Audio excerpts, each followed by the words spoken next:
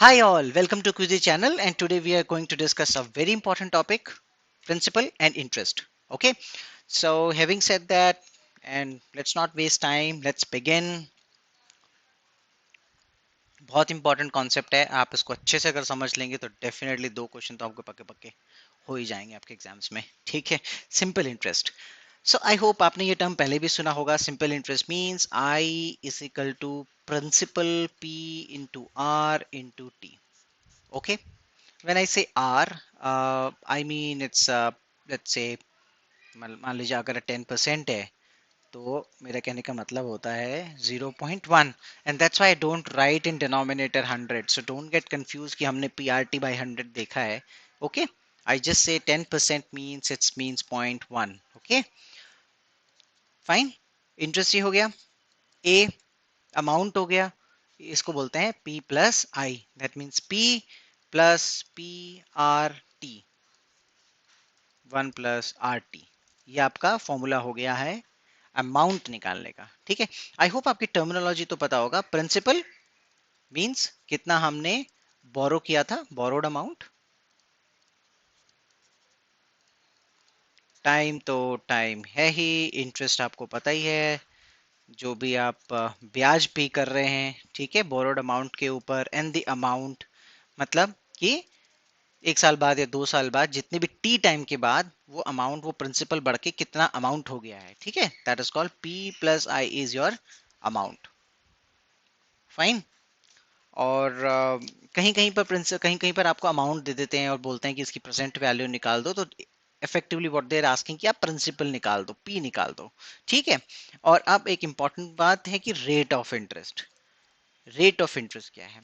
तो rate of interest में आपको बस ये एक चीज का ध्यान रखना है. रेट ऑफ इंटरेस्ट कभी कभी ऐसे दी जाती है 10% पर एनम.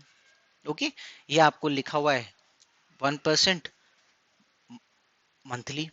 ओके, तो बस आपको ये ध्यान रखना है, जो ये फॉर्मूले में आर और डी है, तो रेट रेट अगर ईयर के मोड में दी हुई है तो आप इंटरेस्ट, आप जो रेट अगर ईयरली दिया हुआ है तो आप टाइम क्या लेंगे, ईयर में लेंगे. ठीक है, मंथली दिया हुआ है तो मंथ में लेंगे. फाइन. तो आपको ये चीज का ध्यान रखना है कि दोनों की डिमेंशंस जो है, यूनिट जो है, लगभग सेम होनी चाहिए. ऐसा नहीं कि आपने रेट ले लिया एनुअल और आपने टाइम ले लिया मंथ्स में. ओके, सो एक एग्जांपल से समझते हैं. लेट्स से अगर मैं कहूं आपको कि 10% semi annual interest rate, semi annual interest. Okay, 10% semi annual interest for 9 months. तो आप इसमें इंटरेस्ट कैसे निकालेंगे? तो एक तो P हो गया, आप इसमें R क्या लेंगे? देखो 10% है तो एनुअल, सेमी एनुअल है तो 20% हो जाएगा annual. So you will take 20% और ईयर 9/12. ठीक है, या आप इसको ऐसा कर सकते हो, P ले लिया, 10% है, आप इसको मंथ में ले लो. Let's say 10%/12. ठीक है, तो ये मंथ हो जाएगा. फिर आप इसको 9 मंथ्स ले लो. तो घुमा फिरा के देखो दोनों चीज सेम है.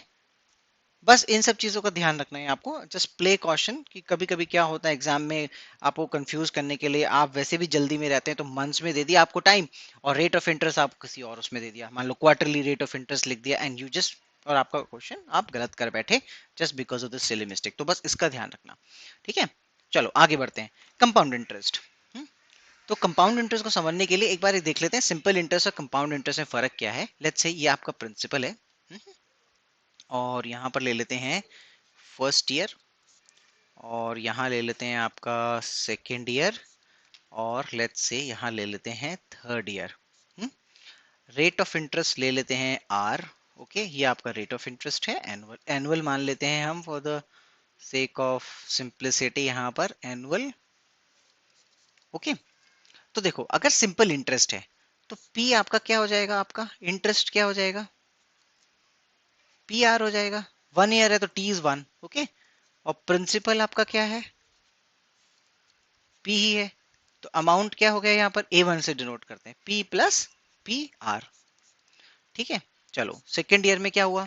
देखो इसमें क्या होता है, सिंपल इंटरेस्ट में आपका प्रिंसिपल यही रहेगा. ठीक है, तो प्रिंसिपल क्या रहा, P रहा. आपने इंटरेस्ट कितना करा, पी आर जो फर्स्ट ईयर से सेकेंड ईयर का था, और जो फर्स्ट ईयर का इंटरेस्ट था ये देखो 1 से 2 वाला, और 0 से 1 वाला इंटरेस्ट हो गया आपका फिर से पी आर। तो इस केस में आपका अमाउंट क्या निकल जाएगा, P plus 2 P R, P1 + 2R, ठीक है। और थर्ड ईयर में भी यही लिखते हुए P1 + 3R। ओके, अब देखो ये तो है आपका सिंपल इंटरेस्ट की कहानी, ठीक है, मैं यहां लिख देता हूं, ठीक है। और कंपाउंड इंटरेस्ट में क्या होता है, देखो कंपाउंड इंटरेस्ट में आपका P है, ठीक है। और इन फर्स्ट ईयर क्या हुआ आपका, इंटरेस्ट क्या हुआ, P × R, और प्रिंसिपल आपका P रहेगा, तो आपका अमाउंट क्या हो गया, P + 2R। तो देखो फर्स्ट ईयर में कोई भी डिफरेंस नहीं होता in in simple interest and compound interest. लेकिन कंपाउंड इंटरेस्ट का कॉन्सेप्ट क्या है कि आपने जो इंटरेस्ट एक्रू किया है उस पे भी अब इंटरेस्ट लगेगा, ठीक है। अब इधर देखो, यहां पर इंटरेस्ट कंपोनेंट देखो, यहां पर अब आपका प्रिंसिपल क्या हो जाएगा, जिसको मैं प्रिंसिपल लिख लेता हूं, यहां पर प्रिंसिपल हो गया आपका ये पूरा पी भी आर भी, ठीक है। तो प्रिंसिपल लिखूंगा मैं, अगर प्रिंसिपल 1 लिख लेते हैं तो ये हो गया आपका पी, और फिर इसके ऊपर इंटरेस्ट 1, ये हो गया आपका पी आर। ये तो आपका प्रिंसिपल पे हुआ। अब प्रिंसिपल 2 क्या है आपका, ये पी आर, ये आपका इंटरेस्ट, ये भी तो आपने एक्रू किया है, तो इस पे इंटरेस्ट कितना हो जाएगा, P r × R, तो PR²। तो यहां पर आपका A2 क्या निकल जाएगा, देखो P + 2PR + PR²। और अगर आप इसको देखोगे तो क्या है ये, P1 + R²। Got it. ऐसे ही अगर आप थर्ड ईयर में देखोगे तो आपका क्या निकल जाएगा, A3 = P1 + R⁵। फाइन। तो इससे आप फॉर्मूला बना सकते हो, देखो मान लो अगर हमें अमाउंट कैलकुलेट करना है, let's say after nth year, तो वो हो जाएगा प्रिंसिपल 1 + R⁴n। ये आपका फॉर्मूला बन गया, ठीक है। ओके, एक बार और रिपीट कर देता हूं, देखो जो फर्स्ट ईयर में आपने इंटरेस्ट एक्रू किया PR, और प्रिंसिपल अमाउंट P, अब इन दोनों के ऊपर लगेगा, P को लिया आपने तो प्रिंसिपल P, और इसके ऊपर इंटरेस्ट PR। फाइन, इसके लिए। और जब आपने PR लिया इंटरेस्ट, तो इसके ऊपर भी प्रिंसिपल लग गया PR, ओ ये इसका आपका प्रिंसिपल हो गया और इंटरेस्ट लग गया PR², R से मल्टीप्लाई कर दिया तो इंटरेस्ट लग गया। तो जब हम 1 ईयर के टर्म्स में देखते हैं तो आप सिंपल इंटरेस्ट ही है, ठीक है। तो अगर आपका 3 साल का कंपाउंड इंटरेस्ट है तो you can break it down into multiple simple interest questions. लेकिन आपके पास सीधे फॉर्मूला भी है। तो कॉन्सेप्ट समझना देखो जरूरी होता है, क्योंकि कभी कभी क्या होता है आपको क्वेश्चन इस तरह से फ्रेम कर देंगे कि आपका फॉर्मूला काम नहीं आएगा। लेकिन आपका अगर आपका कॉन्सेप्ट क्लियर है कि कैसे आपका प्रिंसिपल बढ़ रहा है और उसके ऊपर कैसे इंटरेस्ट एक्रू हो रहा है, इंटरेस्ट के ऊपर इंटरेस्ट कैसे लग रहा है, then you will be able to solve some questions very quickly. बहुत जल्दी आप कर पाएंगे वो सारे क्वेश्चन अपने एग्जाम्स में। ओके, आई होप आपको क्लियर हो गया ये। एक नया कॉन्सेप्ट देखते हैं।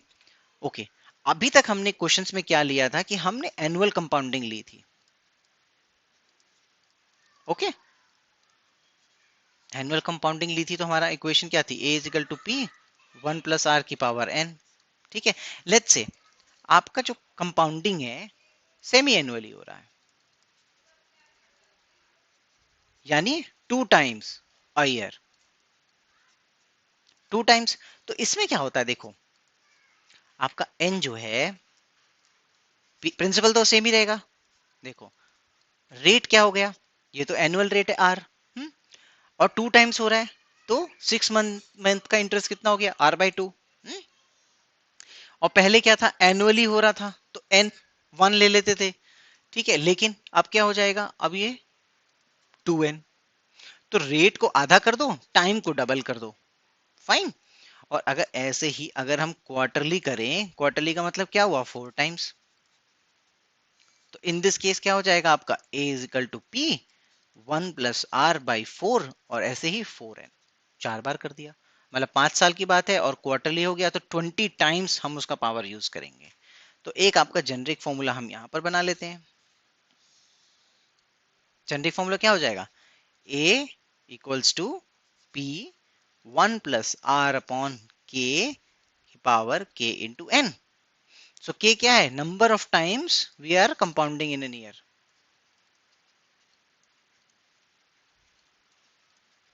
ठीक है, I hope you got this concept. ठीक है, और जब हम इसके कुछ क्वेश्चंस करेंगे तब ये थोड़ा और क्लियर हो जाएगा। ठीक है, अब चलो एक नया टॉपिक लेते हैं, interest in kth year. Okay, ये बहुत इंपॉर्टेंट कॉन्सेप्ट है और ये बहुत सारे क्वेश्चंस में यूज करते हैं कि आपको अमाउंट ना देके, प्रिंसिपल ना देके आपको बोल देंगे कि kth ईयर में इंटरेस्ट इतना है। ओके, फिर आप अपना उसको कैलकुलेट करो। तो देखो अब इसको समझते हैं, प्रीवियस एग्जाम्पल लेते हैं। देखो फर्स्ट ईयर और सेकेंड ईयर, ठीक है, थर्ड ईयर भी ले लेते हैं, चलो ठीक है। यहाँ पर आपका प्रिंसिपल पी था। फर्स्ट ईयर में आपका अमाउंट कितना हो गया था? P 1 + R। सेकेंड ईयर में आपका अमाउंट कितना हो गया था? P 1 + R का स्क्वायर। A3 में आपका अमाउंट कितना हो गया था? P 1 + R का क्यूब। Got it? अब देखो अगर I1 निकालना है कि फर्स्ट ईयर में कितना इंटरेस्ट एक्रू हुआ है, तो ठीक है हम क्या करेंगे? A1 - P, अमाउंट में से प्रिंसिपल घटा देंगे। ठीक है, यही तो होगा। तो ये हो गया आपका P + PR - P, तो आपका इंटरेस्ट कितना आ गया? PR। ओके, अब अगर I2 में आपको निकालना है तो आप क्या लोगे? सेकेंड ईयर में जो अमाउंट है आपका उसमें से आप A1 घटा दो, क्योंकि आपका इंटरेस्ट ही तो ऐड हुआ है। तो अब ये आपका क्या हो गया? P 1 + R का स्क्वायर माइनस P 1 + R। तो P 1 + R आपने कॉमन ले लिया, 1 + R -1। ठीक है, तो आपका क्या आ गया? P 1 + R into R। अब इसको आप क्या लिख सकते हो? This is your A1। तो देखो I2 क्या है? ये एक तरह से सिंपल इंटरेस्ट की इक्वेशन बन गई कि सेकेंड ईयर का इंटरेस्ट है जो आपका अमाउंट आपका हो गया है आफ्टर फर्स्ट ईयर, उसमें आप रेट से मल्टीप्लाई कर दो और टाइम 1 ईयर है। ठीक है, तो I2 = A1R, या तो आप ये याद कर लो। ऐसे ही अब अगर आप I3 निकालोगे तो वो आपका हो जाएगा A2 इंटू आर, और आप इसको लिख सकते हो P 1 + R की पावर 2 इंटू आर। मैं आपको एक जेनरिक लिख देता हूं कि के interest in kth year will be equal to P 1 + R की पावर K -1 इंटू आर। ये मैंने आपके लिए फॉर्मूला लिख दिया है, आप इसको नोट कर लो और आप इसको याद कर लो। और एक और फॉर्मूला लिख सकते हैं इसको, A K -1 इंटू आर। जो भी कंफर्टेबल लगे यूज करने के लिए, जैस एज पर द क्वेश्चन आप इसको यूज कर सकते हैं। चलो आप ईएमआईज का कॉन्सेप्ट समझ लेते हैं एक बार। ईएमआईज, आई होप आप सब ने ईएमआईज के बारे में सुना होगा, but for the sake of simplicity हम एनुअल इंस्टॉलमेंट को समझ लेते हैं कि अदरवाइज ईएमआईज में इतनी कॉम्प्लेक्स कैलकुलेशन हो जाएगी। और आप चिंता मत करिए, ईएमआईज निकालने को आएगा भी नहीं। आएगा भी तो वो 2 मंथ्स की ही बात करेंगे। ठीक है, तो देखो लेट्स से आपने पी अमाउंट लोन लिया, रेफ्रिजरेटर खरीदा आपने, ठीक है, पी अमाउंट में। ओके, अब देखो एक साल में ये एक्रू के कितना हो जाएगा? 1 + R। आपने इंस्टॉलमेंट पे कर दी, कितनी? एक्स मान लेते हैं, ठीक है। तो फिर आपके पास आपको कितने हो गए? -X। ये आपके पैसे बचे जो आपको लौटाने हैं, क्योंकि एक्स आपने लौटा दिया। अब क्या होगा? आपने सेकेंड ईयर में फिर इसमें इंटरेस्ट एक्रू हो गया, रेट ऑफ इंटरेस्ट मैं यहाँ लिख देता हूं, मैं लिखे जा रहा हूँ R. Rate of interest is R annually. ठीक है, और आपको 2 इयर्स में पे करना है सब कुछ। 2 ईयर ड्यूरेशन में आपको पे करना है, 2 इंस्टॉलमेंट होनी चाहिए। apologies for the typo and the spelling mistakes. ठीक है, आप अपनी स्पेलिंग मत खराब कर लीजिएगा इसमें मेरे को फॉलो कर करके। सो देखो अब क्या होगा, क्योंकि अब हमारे पास ये प्रिंसिपल है, ठीक है। अब हम इसमें क्या लगाएंगे? 1 + R लगा देंगे, तो अब हमारा ये अमाउंट हो जाएगा। अब हमें सेकेंड इंस्टॉलमेंट देनी है, कितनी? x, और इसके बाद अमाउंट कितना हो जाना चाहिए? 0। तो दैट मीन्स ये इंस्टॉलमेंट और ये अमाउंट बराबर होना चाहिए। तो आप क्या लिखोगे? p 1 plus R minus X upon 1 plus R is equal to X. तो p 1 plus R square minus X 1 plus R equals to X. आप इसको और सॉल्व करोगे तो आपका बन जाएगा x 2 प्लस आर। तो आपका यहाँ पर आ गया इंस्टॉलमेंट अमाउंट निकल गई p 1 plus R square upon R plus 2। आप चाहो तो इसको याद कर लो, पर इसमें आपको बस याद रखना है कि 2 इंस्टॉलमेंट्स की बात हो रही है, ओनली फॉर 2 इंस्टॉलमेंट्स ओनली। आपका ये वाला फॉर्मूला है, ठीक है। बट बेसिकली आपको समझ आना चाहिए कि कॉन्सेप्ट कैसे है। अब ये 3 होता अगर, तो फिर वही करते, माइनस एक्स कर देते, यहाँ पर माइनस एक्स कर देते सेकंड पे, और यहाँ पर हम निकाल लेते कि अब x देने के बाद कितना बचेगा, and then again we apply R percent interest, और फिर उसके बाद x देने के बाद 0। तो ऐसे करके आपकी जो इंस्टॉलमेंट की वैल्यू निकलती है, ठीक है। आई होप आपको ईएमआई का इंस्टॉलमेंट का कॉन्सेप्ट समझ में आया होगा। इसमें स्टिल बाकी जितनी भी चीजें मैंने कवर करी हैं, आपको किसी में भी कोई भी डाउट है, what you can do, you can write in the comment section. आपको कोई भी क्वेश्चन है जो उसमें समझ में नहीं आ रहा है, कोई भी कॉन्सेप्ट है, you can just right it and I will explain it. Okay, so happy learning, stay safe, and see you again in the next video. Till then, take care. Goodbye.